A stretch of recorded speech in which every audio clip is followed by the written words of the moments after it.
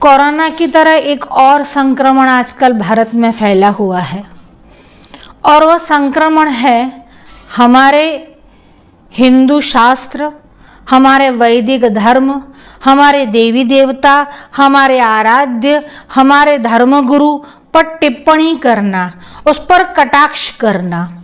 कुछ दिन ही पहले एक मंत्री जी ने टिप्पणी करी। अभी 2 दिवस पूर्व सुप्रीम कोर्ट के जस्टिस ने एक टिप्पणी की और नाम है उनका भूषण रामकृष्ण गवई। अभी तुम्हारा नाम भूषण है पर तुम हो तो दूषण ही। कि ये जो गवई है ना, उसका अर्थ यह होता है गाय सदृशम गवई। गाय जैसे दिखती तो है पर गाय होती नहीं, उसको कहते हैं गवई। जो न्यायमूर्ति जैसा दिखता है या न्यायमूर्ति की कुर्सी पर बैठा हुआ है पर जो न्यायमूर्ति नहीं, वो है ये है गवई, यानी भूषण गवई। अब उन्होंने टिप्पणी करते हुए क्या कहा है, ये महाशय कह रहे हैं कि आप अपने विष्णु से ही प्रार्थना कर लो, उसका ही ध्यान लगा लो। जिस न्यायपालिका की कुर्सी पर तुम बैठे हुए हो ना, उस न्यायपालिका का ध्येय वाक्य पता है तुमको? यतो धर्मस्ततो जयः। और यह ध्येय वाक्य कहाँ से लिया गया है? महाभारत से। हालांकि तुम्हें श्रुति, स्मृति, इतिहास, पुराण से कोई लेना देना नहीं होगा, पर महाभारत से ध्येय वाक्य लिया गया है। ये उसी महाभारत में एक और वाक्य आया है, यस्य स्मरण मात्रेण जन्म संसार बंधनात् विमुच्यते नमस्तस्मै विष्णवे प्रभविष्णवे।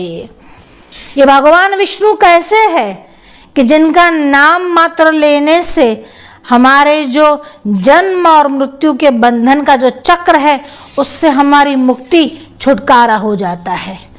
तुम्हें छुटकारा नहीं चाहिएगा, तुम्हें मिलेगा भी नहीं। इसलिए तुम विष्णु का नाम लो, ये तो हो सकता है, पर जिस न्यायपालिका के वहां तुम बैठ रहे हो, कम से कम उस बात का तो ध्यान रख लेते।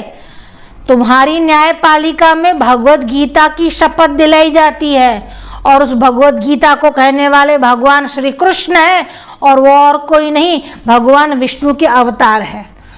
और तुमने हमसे कहा कि तुम भगवान विष्णु से ही कह लो। हमने भगवान विष्णु से याचना की।